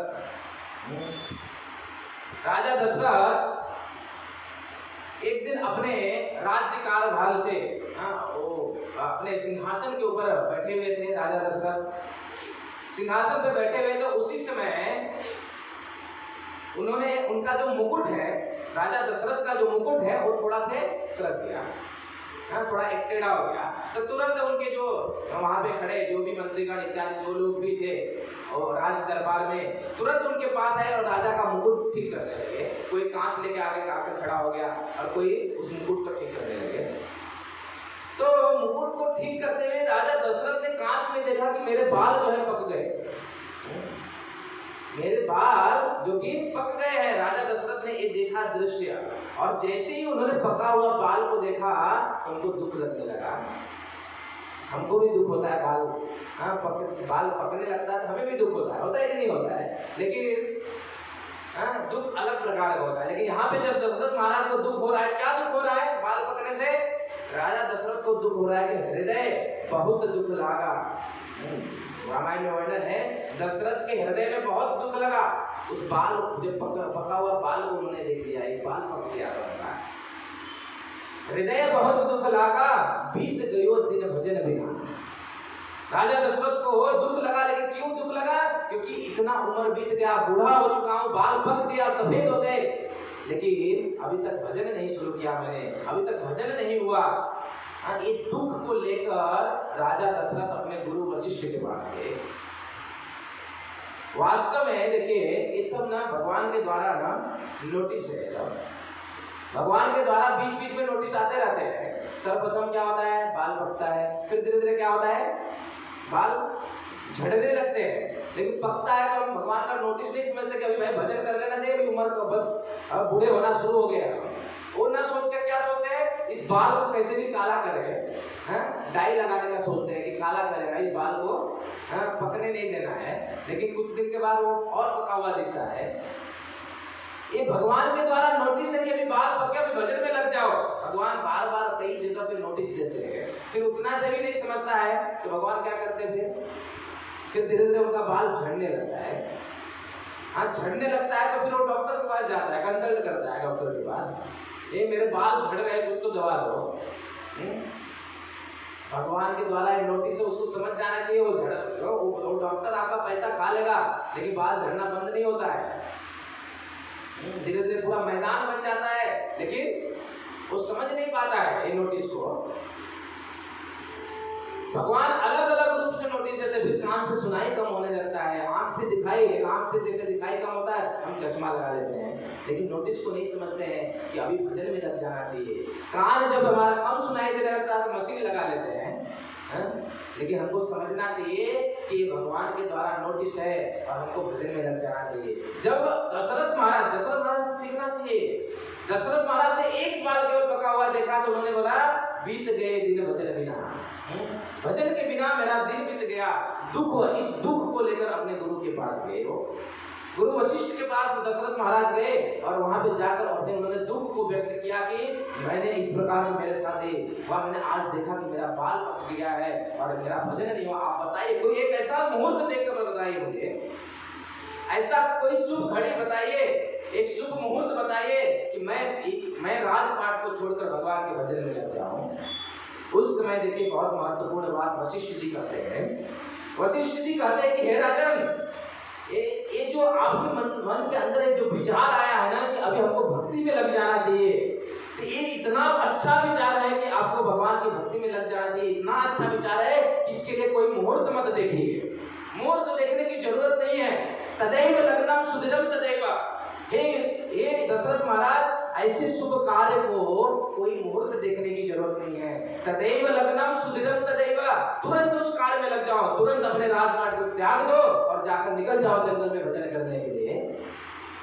उस समय दशरथ महाराज ने वशिष्ठ जी को इस बात को, जब वशिष्ठ जी ने दशरथ महाराज को बताया तो दशरथ महाराज ने क्या बोला पता है, एक दिन, एक दिन की मोहलत दे दीजिए केवल। वशिष्ठ जी ने बोला कि तत्काल आप क्या करो, अपने बड़े पुत्र राम को सिंहासन पे बैठाओ और तुरंत निकल जाओ भजन के लिए। मुहूर्त देखने की जरूरत नहीं है। जिस क्षण आपके मन में आया कि अभी हमको भजन करना चाहिए, उसी समय तत्क्षण इस राज्य को तो त्याग दो और त्याग कर राम को बैठा दो सिंहासन पे और निकल जाओ भजन करने के लिए। दशरथ ने बोला कि नहीं, एक दिन दीजिए, एक दिन, क्योंकि हम राज्याभिषेक बहुत सुंदर तरीके से मनाना चाहते हैं, इसलिए एक दिन का तो मोहलत दीजिए कम से कम, हम सारा अरेंजमेंट करेंगे। और आप सभी को पता है एक दिन की मोहलत, जो एक दिन का मांगा था वशिष्ठ ने टाइम, वो एक दिन क्या हुआ, क्या रूप में परिवर्तन हुआ कि भगवान राम को जो है वनवास, 14 साल का वनवास दे दिया और दशरथ को तड़प तड़प के मरना पड़ा। और अयोध्या में 14 साल तक दीपक नहीं जला, केवल एक दिन मांगने से। अगर उसी समय राम को सिंहासन में बैठा दिए होते और निकल गए होते भजन करने के लिए, एक दिन नहीं आता। इसलिए जब अच्छा कार्य करने की जब हम सोचते हैं ना, उसको तुरंत कर लेना चाहिए। उसके लिए कोई मुहूर्त देखने की जरूरत नहीं है, बिल्कुल मुहूर्त देखने की जरूरत नहीं है। अगर दशरथ ने उस समय स्वीकार कर लिया होता तो निश्चित रूप से एक दिन नहीं देखना पड़ता। तो अच्छे कार्य के लिए कभी भी मुहूर्त देखने की जरूरत नहीं पड़ेगा, जरूरत नहीं है। तो ऐसे भागवत कथा का श्रवण करने के लिए कोई भी मुहूर्त, ऐसा नहीं कि बहुत सारे लोग की ऐसी धारणा है कि पितृपक्ष में भागवत नहीं सुनना चाहिए ऐसा, लेकिन पितृपक्ष में अगर भागवत हम श्रवण करते हैं ना, तो सबसे बड़ी बात है कि पितृलोक में हमारे जो लोग श्रवण कर रहे हैं, पितृलोक में उनके पितृगण का उत्सव मनाते हैं। उत्सव मनाते हैं कि हमारा जो परिवार है वो लोग ऐसे सत्संग कार्य कर रहे हैं और वहां पे उत्सव मनाते हुए नाचते हैं, ऐसा वर्णन है शास्त्रों में। क्योंकि पितृपक्ष में किया हुआ कार्य ना, जो पितृपक्ष में जो चीज हम पितृों के लिए अर्पण करते हैं उस समय उनको प्राप्त होता है। पितृपक्ष में किया हुआ कार्य उनको प्राप्त होता है। तो इस प्रकार से कभी भी जो शुभ कार्य करने के लिए कोई मुहूर्त देखने की जरूरत नहीं है। नैमिषारण्य के ऋषि शौनक इत्यादि शुद्ध गोस्वामी से कहते हैं। नैमिषारण्य के ऋषिगण 88,000 ऋषिगण जिसको लीडिंग कर रहे थे शौनक ऋषि, वो शुद्ध गोस्वामी से कहते हैं यह घोरे कलहो पापो जीवश्चासुरतां गतम् क्लेशाक्रान्तस्य तस्यैव शोधने किं परायणम्। बहुत महत्वपूर्ण बात को कहते हैं शौनक आदि ऋषि शुद्ध गोस्वामी को कहते हैं इह घोरे कलयुग प्रायो, इस कलयुग के जीवों के लिए कुछ उपाय बताइए हे शुद्ध गोस्वामी। इस कलयुग क्योंकि क्या हुआ था, ये 88,000 ऋषिगण जो थे ना, बहुत सालों से वो यज्ञ हवन कर रहे थे। द्वापर के अंत के समय कलयुग का प्रारंभ हो चुका था, लेकिन कोई उनको लाभ नहीं प्राप्त हो रहा था। कोई लाभ नहीं प्राप्त हुआ उस यज्ञ का। हजार साल तक यज्ञ किया उन लोगों ने, कोई लाभ नहीं प्राप्त हुआ। इसलिए एक प्रश्न शुद्ध गोस्वामी को करते हैं इस कलयुग के जीवात्माओं को की उन्नति के लिए, प्रगति के लिए, आनंद के लिए या इस दुख से निवारण के लिए कोई ऐसा एक उपाय बताइए इस कलयुग के जीवों के लिए कि इनका किस प्रकार से गति अच्छा हो। क्लेशाक्रांतस्य तस्य शोधनम की परायणम, इनका अच्छा गति हो ऐसा कुछ उपाय बताइए कलयुग के जीवों की स्थिति। देखिए कलयुग में हर एक जीवात्मा, हर एक जीव जो है ना वो दुखी है। दुख का कारण क्यों, दुख का कारण क्या है? हर एक व्यक्ति अपने दुख का कारण जानना चाहता है, लेकिन दुख का कारण यही है कि हम इस भौतिक संसार में हैं, यही दुख का कारण है। भगवान भगवद गीता में कहते हैं कि दुखालयम अशाश्वतम, ये जो संसार है कौन सा है? दुखों का आलय है। दुखालयम, दुखों का आलय है। यहाँ पे केवल दुख ही दुख है, सुख नाम की चीज है ही नहीं यहाँ पे। तो सोचिए कि जिस स्थान पे मोहर पहले से मार दिया भगवान ने, क्या मोहर मारा है? दुखालयम अशाश्वतम। यहाँ पे दुख ही दुख केवल, और सुख है ही नहीं। और इस जगह पे हम आकर हम सुख को ढूंढेंगे तो प्राप्त होगा? विद्यालय में जाएंगे तो क्या मिलेगा हमको? विद्या प्राप्त होगा। विद्यालय में जाएंगे तो विद्या प्राप्त होगा। मदिरालय में जाएंगे तो क्या मिलेगा? मदिरा मिलेगा। मदिरालय में जाकर विद्या प्राप्त होगा? नहीं, मदिरा मिलेगा। उसी प्रकार से दुखालयम, ये संसार जो है दुखों का आलय है। यहाँ पे दुख ही दुख है। यहाँ पे क्या मिलने वाला है हमको? केवल और केवल दुख ही प्राप्त होने वाला है। हम कितना भी प्रयास करते हैं सुख का, लेकिन हमको सुख नहीं प्राप्त होने वाला है। हम प्रयास करते करते कभी कभी उस सुख का जो अनुभूति करते हैं ना, वो कैसा है पता है? कोई व्यक्ति, मान लो किसी व्यक्ति को पकड़कर जबरदस्ती पानी में डुबा दिया गया, पानी में डुबा दिया गया, तो व्यक्ति क्या करेगा? अंदर बहुत तड़पेगा, पानी में डूबते बहुत तड़पेगा, और उसको दबाया गया है, उठ भी नहीं सकता है, वो अंदर तड़प रहा है, बहुत दुख को झेल रहा है। लेकिन उसी समय थोड़ी देर के लिए उसको ऊपर उठा लिया जाए तो क्या लगता है उसको? अरे बहुत सुख प्राप्त होगा। तो दुख, जो भयंकर दुख है, उससे थोड़ा सा निवृत्ति होता है तो हमको सुख लगता है। वास्तव में यहाँ पे वो सुख है ही नहीं। इस संसार में ये दुखों काल है, दुख ही दुख है। इस संसार में सुख है ही नहीं। और सबसे बड़ा जो रोग है हमारे पास, वो भव रोग है। वो रोग कौन सा है? जन्म मृत्यु जरा व्याधि। ये सबसे बड़ा रोग है। व्यक्ति जन्म लेता है, जो जन्म लिया उसका मृत्यु निश्चित है। और साथ में बीच में जो और क्या मिलता है बोनस के रूप में? जरा, बुढ़ापा, व्याधि, रोग, ये दोनों बोनस के रूप में मिलता है। जन्म मृत्यु है तो फिक्स है, जन्म हुआ तो उसका मृत्यु निश्चित है। कोई ऐसा यहाँ पे कह सकता है कि हमने जन्म लिया, हमारा मृत्यु नहीं होगा? जानते सब लोग है लेकिन मानते नहीं है। जानते सब लोग कि जिसका जन्म हुआ उसकी मृत्यु है, निश्चित है, ये सब लोग जानते हैं लेकिन मानते नहीं है। यही सबसे बड़ा आश्चर्य इस संसार का है। महाभारत की घटना है कि जब वनवास काल, पांडवों को जब वन में भेज दिया गया, वनवास काल का समय था, वनवास काल चलते चलते चलते चलते पांडवों को प्यास लगा। जब उनको प्यास लगा जंगल में, तो उस समय वो एक स्थान पे युधिष्ठिर महाराज ने सब लोग बैठ गए एक पेड़ के नीचे। तो उस समय प्यास लगा हुआ तो पानी चाहिए, तो उस समय नकुल जो सबसे छोटे थे, नकुल को भेजा युधिष्ठिर महाराज की, जाओ पास में नदी है, जाओ नदी को ढूंढो और वहां से पानी जल को लेकर आओ और हम सबकी प्यास को बुझाओ। नकुल क्या पानी लेने के लिए गया और लेकर पानी बहुत टाइम हो गया, आया ही नहीं। युधिष्ठिर महाराज और सब लोग बाकी 4 भाई सोचने लगे कि अभी तक पानी को लेकर नहीं आया, निश्चित रूप से कुछ प्रॉब्लम हुआ है। तो उस समय युधिष्ठिर महाराज ने सहदेव को बोला, सहदेव जाओ तुम देखो। तो सहदेव ने गया और बहुत टाइम हो गया, सहदेव भी लेकर नहीं आया, ये क्या हो रहा है। फिर उसके बाद अर्जुन को भेजा, अर्जुन भी गए, वो वापस नहीं आए। उसके बाद भीम को भेजा, भीम भी गए, वो भी वापस नहीं आए। कौन बच गया? युधिष्ठिर महाराज बच गए। युधिष्ठिर महाराज ने देखा कि 4 के 4 गए, अभी तक जल को लेकर नहीं आए, क्या कुछ समस्या है।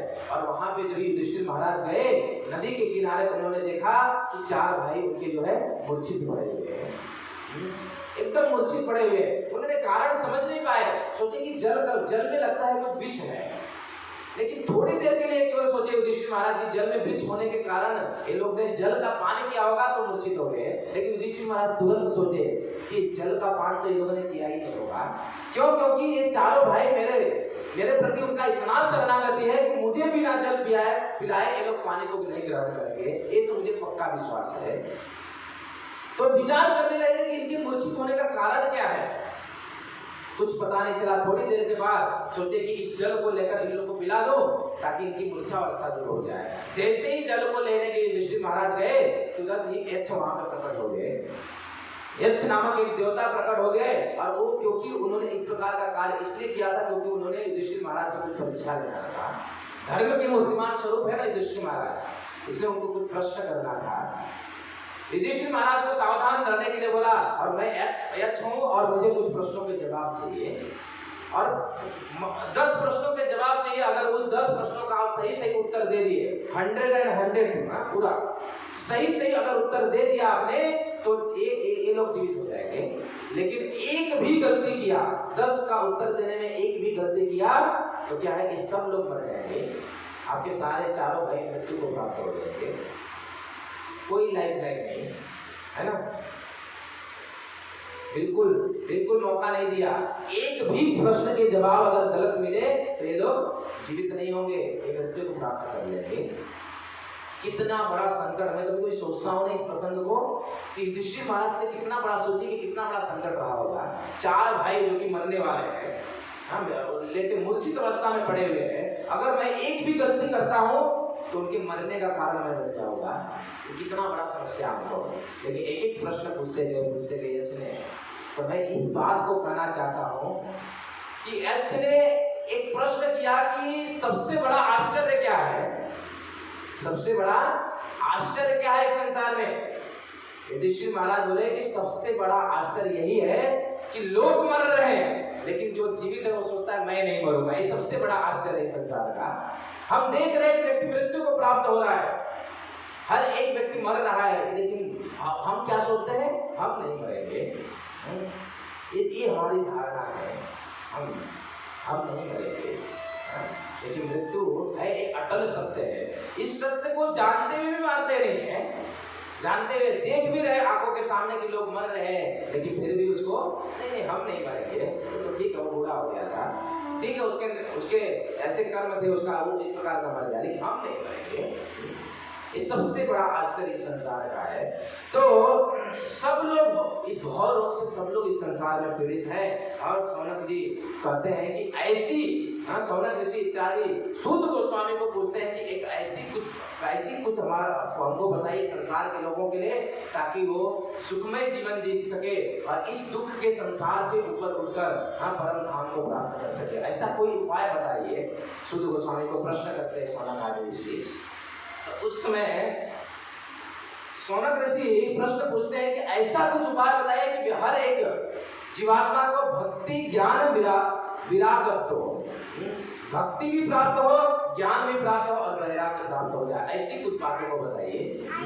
तो उस समय सूत गोस्वामी सूत गोस्वामी शौनक आदि ऋषियों के बड़े विनम्र नम्रता के साथ उन लोगों ने प्रश्न पूछा था। सूत गोस्वामी श्री ऐसी कुछ कथा का वर्णन कर दिए भगवान के बारे में कि सभी को ज्ञान वैराग्य प्राप्त हो, कि ज्ञान भी प्राप्त हो, भक्ति भी प्राप्त हो और वैराग्य भी प्राप्त हो जाए। क्योंकि ये तीनों जीवन में बहुत इंपॉर्टेंट है। हमको इसको तीनों को प्राप्त करा, अगर हम इस संसार के इस भाव रोगों को से छुटकारा पाना चाहते हैं तो ये तीन चीजें होना बहुत जरूरी है, भक्ति, ज्ञान और वैराग्य जीवन में। अगर ये नहीं होता है, भक्ति, ज्ञान और वैराग्य जीवन में नहीं होता है, वो व्यक्ति कभी भी परम धाम को नहीं प्राप्त कर सकता है। वो व्यक्ति कभी भी जन्म मृत्यु जरा व्याधि के चक्कर से नहीं छूट सकता है। अगर ये तीन चीजें नहीं प्राप्त होगा तो शंकराचार्य कहते हैं पुनरअपि जननी पुनरअपि जन्मम पुनरअपि मरणम, पुनरअपि जननी जठरे शयनम। केवल बार जन्म लेंगे, माता के गर्भ में आएंगे और तकलीफ को उठाएंगे, एक सर्कल चलता ही रहेगा, जन्म मृत्यु जरा व्याधि। एक कभी भी इससे हम छुटकारा नहीं पा सकते हैं। तो शौनक आदि कहते हैं कि ऐसी कथा का गायन करिए, ऐसी कथा को बताइए कि जिसमें कि एक भक्ति, ज्ञान और वैराग्य ये तीनों प्राप्त हो जाए। और सूत गोस्वामी उस समय बोलते हुए कहते हैं, अपनी नम्रता को व्यक्त करते हुए कहते हैं कि हे शौनक आदि ऋषि, मैं अपूर्ण हूँ, मैं अज्ञानी हूँ। देखिए, महान व्यक्ति जो है ना, कभी भी अपने आप को महान मानता ही नहीं है। सूत गोस्वामी कहते हैं कि मैं अज्ञानी हूँ, मैं अपूर्ण हूँ, मैं क्या बताऊंगा भगवान के कथा के विषय में, क्या मैं श्रवण कराऊंगा आपको। मैं पूर्ण रूप से अज्ञानी हूँ। लेकिन देखिए, सूत गोस्वामी जो कि इतने महान भक्त भगवान के, लेकिन भगवान की कथा को करते हुए इतनी अपनी नम्रता को व्यक्त कर रहे हैं कि मैं क्या भगवान के बारे में कथा सुना सकता हूँ, मैं तो अज्ञानी हूँ, अपूर्ण हूँ। लेकिन संसार का जीव 60 किलो का वजन लेकर और 120 किलो का अहंकार लेकर जो घूमता है कि मैं ये हूँ, मैं बड़ा व्यक्ति हूँ, इस प्रकार से अहंकार को लेकर चलता है।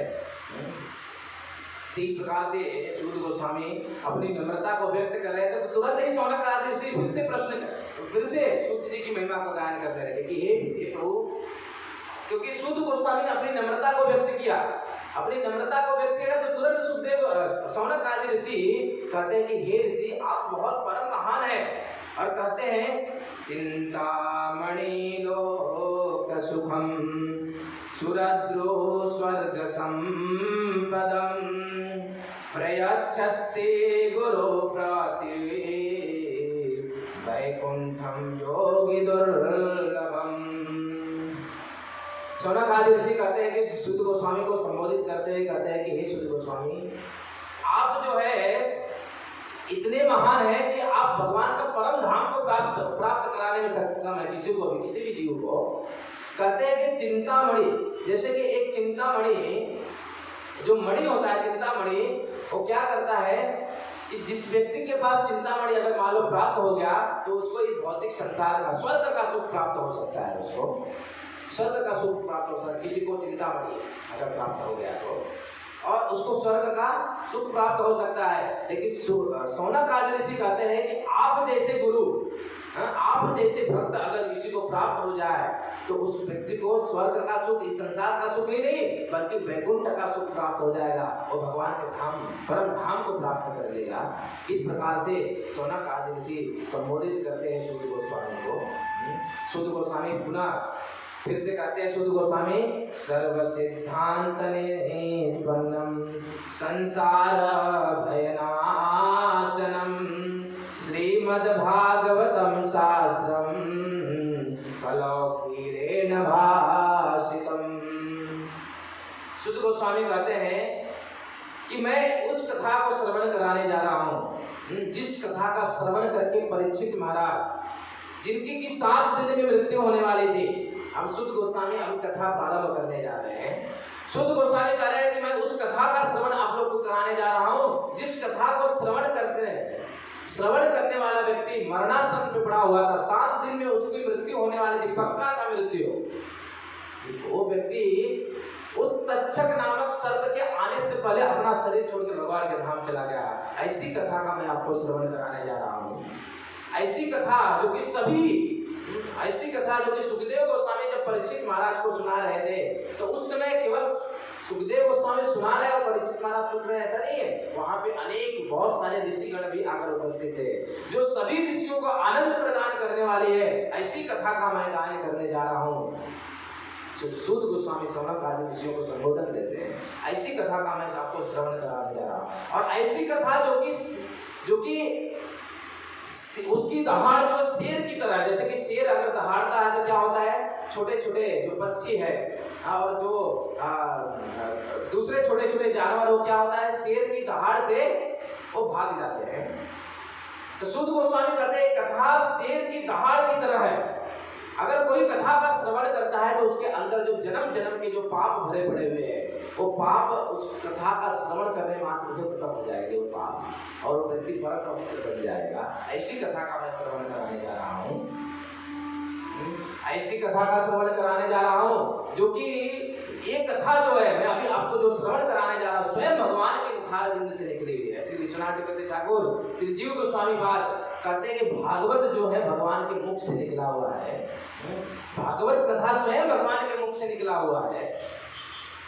जैसे कि उदाहरण देते हुए कहते हैं विश्वनाथ चक्रवर्ती ठाकुर, उदाहरण देते हुए कहते हैं कि जैसे कि एक गंगा जो है, गंगा कौन है, गंगा जो है तीनों लोगों को पावन करने वाली। गंगा का जो जल है लोगों को क्या करता है, पावन पवित्र करता है, उसके पाप को हर लेता है। तो ये जो गंगा, कभी आपने विचार किया कि गंगा जो है, गंगा रूपी जो जल है जो कि नदी के रूप में बह रहा है, ये जल में इतनी शक्ति कहाँ से आई? ये गंगा रूपी जो जल है जो कि सभी त्रिभुवन को पावन करने वाली गंगा है, उसमें शक्ति कहाँ से आया? कभी आपने विचार किया? अगर उसको उस जल को लेकर आप लेबोरेटरी में अगर टेस्ट करेंगे ना, उसमें H2O के अलावा कुछ नहीं प्राप्त होगा। तो नॉर्मल पानी जो होता है ना, वैसे ही उसका भी चेक करेंगे लेबोरेटरी में तो वही रिपोर्ट आएगा। लेकिन गंगा में इतनी शक्ति आई कहाँ से? वो त्रिभुवन को पावन कर सकती है। ऐसी शक्ति कहाँ से आई? ऐसी शक्ति गंगा में तब आई, ये जो है ये कोई साधारण जल नहीं है, ये आध्यात्मिक लोक से निकला हुआ ये जल है। उस समय की बात है कि जब देवताओं का जो राज्य छिन गया था और उनकी माता अदिति जब व्रत को धारण करके जब भगवान वामन को जब प्रकट किया, तो भगवान वामन जो है बलि महाराज के पास जाकर भिक्षा मांगते हैं और उस समय भिक्षा में 3 पग भूमि मांगते हैं। बड़ी लंबी कथा है वामन अवतार का, लेकिन संक्षिप्त में ये समझिए कि वो 3 पग केवल मात्र, वो बलि महाराज से 3 पग भूमि मांगते हैं भगवान। वो छोटा सा बटू ब्राह्मण भगवान बालक का रूप लिए हुए थे, तो 3 पग जमीन मांगा केवल। बलि महाराज सोचे कि मैं इतना बड़ा राजा हूँ, ये क्या मैं तो इतना बड़ा राजा हूँ, मैं बहुत कुछ दे सकता हूँ, और मेरे पास आकर केवल 3 पग, और वो भी कितना, मैं जितना नाप सकता हूँ उतना। तो राजा सोचने लगे कि इतना छोटा बालक, इतना कद है, इतना छोटा ब्राह्मण है, छोटा सा बालक है, 3 पग मापेगा तो कितना मापेगा? उन्होंने बड़े बड़े प्रस्ताव दिया।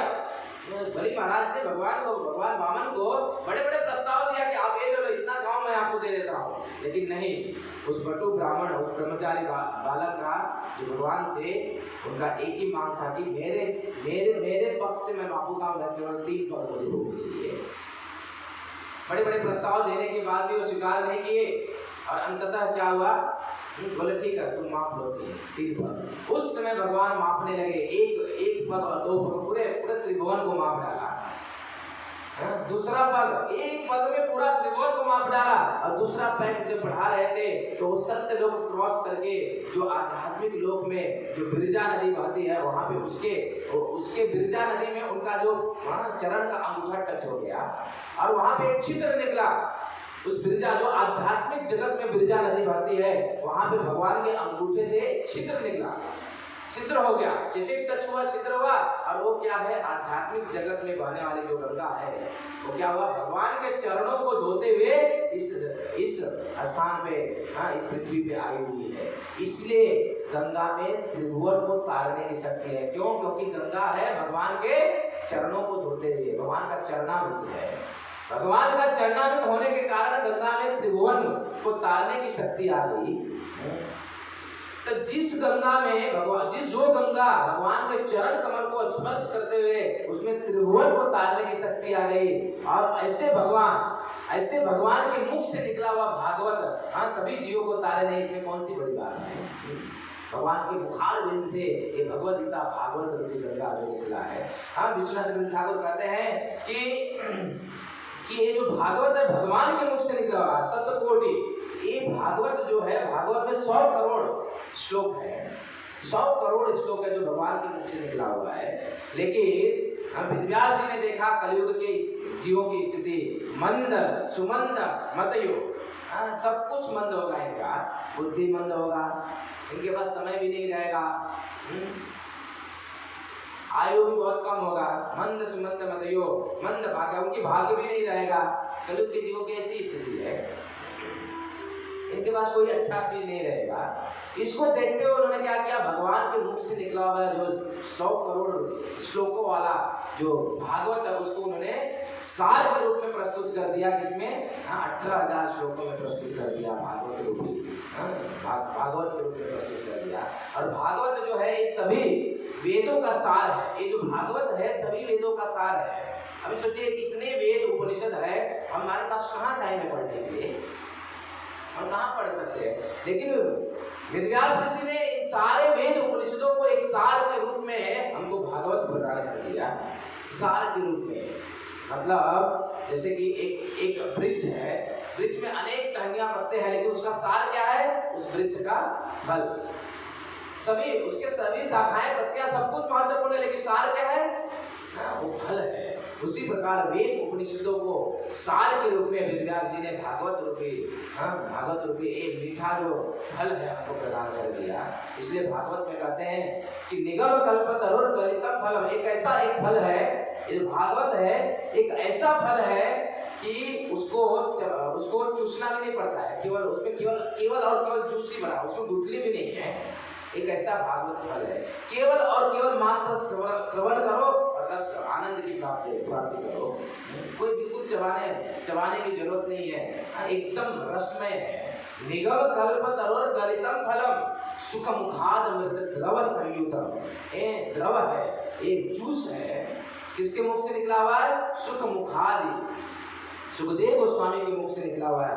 ये भागवत रूपी जो गंगा है, भागवत रूपी जो रस है, इसको कैसे पान करना हमको, केवल और केवल अपने श्रवण इंद्रियों से इसको पान करना है। और अगर हम श्रवण करते हैं इस जूस को, भागवत रूपी अगर जूस को, तो निश्चित रूप से जन्म मृत्यु जरा व्याधि, ये जो सबसे बड़ा दुख हमारे जीवन में, उसका निवारण हो जाएगा।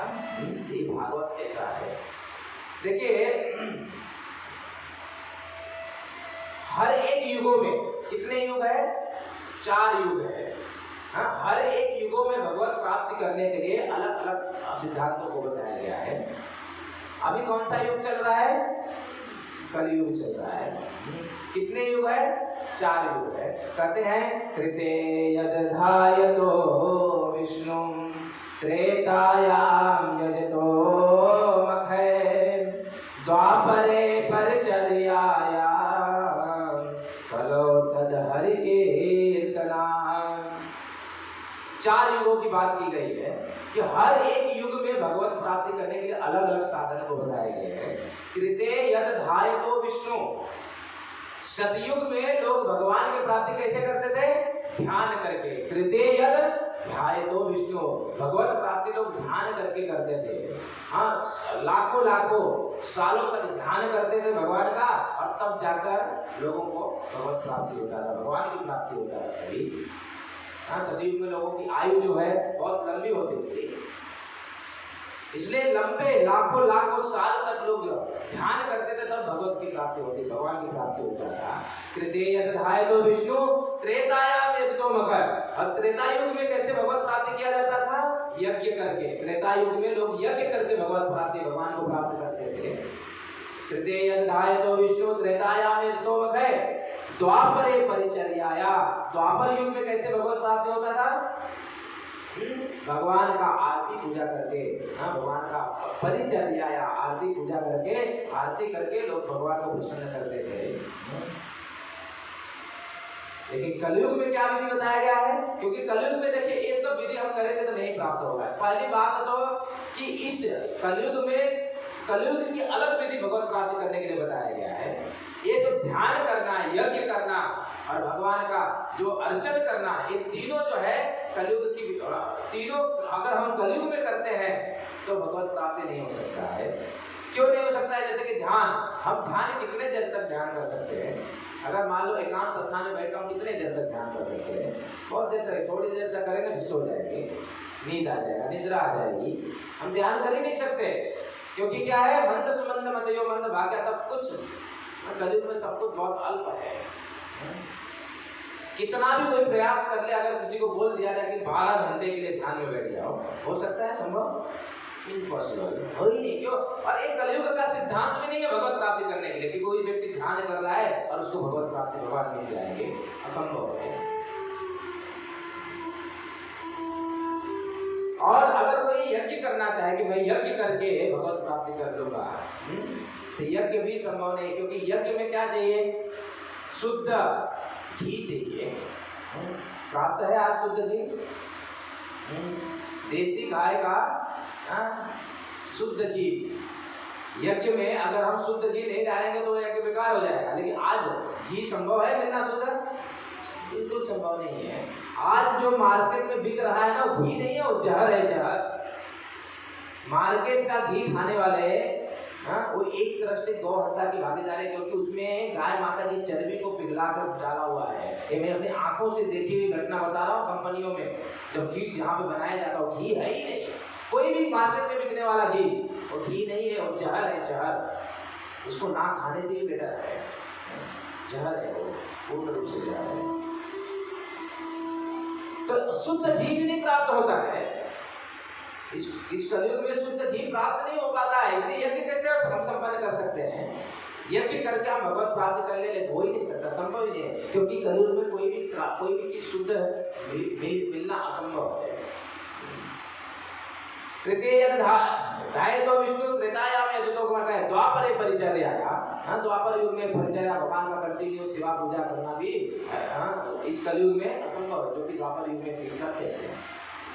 तो प्रश्न उठता है कि इस कलयुग में भगवत प्राप्ति कैसे किया जाए? क्या सिद्धांत बताया गया है? तो कहते हैं तृतीय यदधायतो विष्णु त्रेतायाम यजतो मखै द्वापरे परिचर्यायाम कलौ तद हरि कीर्तना। कलयुग में केवल और केवल एकमात्र भगवान का नाम लेने से, भगवान का विषय में कथा का श्रवण करने से, यही एकमात्र विधि है जिससे हम भगवत प्राप्ति कर सकते हैं। हरे कृष्णा कृष्णा कृष्णा हरे हरे, हरे राम राम राम हरे हरे। यही एकमात्र विधि है। भगवान का नाम अगर हम जब करते हैं तो उससे हम भगवत प्राप्ति कर सकते हैं, अन्यथा कोई उपाय नहीं है। हरे नाम है केवलम कलो नास्तिव गतिरन्यथा। कलयुग में देखिए कितना जोर दिया जाता है। हरे नाम हरि का नाम, हरे नाम हरि का नाम, हरे नाम हरि का नाम। जैसे कोर्ट में होता है ना, जज क्या बोलता है? ऑर्डर। हाँ, किसी बात को अगर जोर देता है तो क्या ऑर्डर बोलता है ना। ऐसे जोर दिया जा रहा है यहाँ पे। हरे नाम है केवल इस कलयुग में, केवल हरि का नाम केवल, और हरि का नाम। और कहते हैं कलौ नास्तिव, कोई और उपाय नहीं है, कोई और उपाय नहीं। इतना जोर देकर हमारे शास्त्रों में बताया गया है वेदों में कि कलयुग में केवल एक बात, व्यक्ति केवल भगवान के नाम का जप कीर्तन करके, उनकी कथा का श्रवण करके, उनके नामों का गुणानुवाद करके, कथा करके, यही एकमात्र साधन है कलयुग में भगवत प्राप्ति करने के लिए। और कलयुग में यही एक साधन है जिससे हम भवबंधन से छुटकारा पा सकते हैं, इस जन्म मृत्यु जरा व्याधि के चक्कर से छूट सकते हैं। अन्यथा और कोई उपाय नहीं है, गति अन्यथा बिल्कुल उपाय नहीं है। ये भागवत जो कि हमने इसकी इतनी महिमा सुनी, अभी पता चल रहा है कितना महान ये कार्य हो रहा है, कितनी महान कार्य हो रहा है। एक भागवत को हम सुनने के लिए हमने संकल्प लिया है कि हम 3 दिन तक श्रवण करेंगे।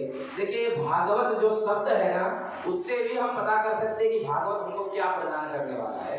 भागवत में 4 शब्द है। क्या है? पहला शब्द भाव। भाव मतलब भक्ति प्रदान करने वाला।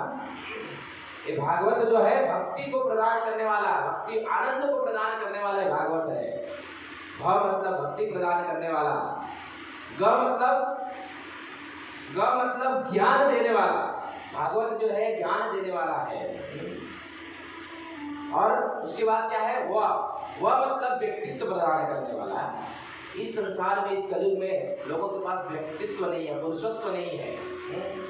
देखिए अब ये जो भागवत को हम जब श्रवण करते हैं, भागवत कथा का श्रवण करते हैं, तो ये व्यक्तित्व प्रदान करता है। क्योंकि लोगों के पास व्यक्तित्व नहीं रह गया है। अब देखिए एक कुत्ता जाता है रोड पे, तो हम उसको कभी बोलते हैं कि तू कुत्ता बन? बोलते हैं? वो कुत्ता है, उसको बनने की जरूरत नहीं है कि नहीं? कुत्ता अगर जाता है तो हम उसको कभी ये नहीं बोलते कि तू कुत्ता बन, वो कुत्ता है। जानवर रोड पे जाता है तो हम कभी उसको ये नहीं बोलते तुम जानवर बन, वो जानवर है। बिल्ली जाता है रोड पे तो हम ये नहीं बोलते तुम बिल्ली बन, वो बिल्ली है। लेकिन मनुष्य को बोलना पड़ता है तो मनुष्य बन। क्यों? इसका मतलब क्या है? वो मनुष्य नहीं है, मनुष्य का कार्य नहीं कर रहा है ना। इसलिए तो बोलते हैं ना, कभी कभी डांट के चिल्ला के कोई गलत काम करता है तो क्या बोलते हैं? अरे कम से कम मनुष्य तो बन। जानवर को सिखाना नहीं पड़ता है कि तुम जानवर बनो, वो जानवर है, वो अपने कर्तव्य को पालन करते। गाय को आप मांस दो तो नहीं खाएंगे, है ना? खाएगी गाय, हर किस नहीं खाएगी। लेकिन एक मनुष्य ऐसा है कि वो कुछ भी नहीं छोड़ता है, सब कुछ घास फूस जो है, जो भी दे दिया जाए उसको खा लेता है। मनुष्य है ही नहीं आज, इसलिए मनुष्य को कहना पड़ता है भाई मनुष्य तो कम से कम बन। तो भागवत जो है, भागवत अगर हम श्रवण करते हैं तो भागवत जो है व्यक्तित्व प्रदान करता है, उसको मनुष्य बनाता है।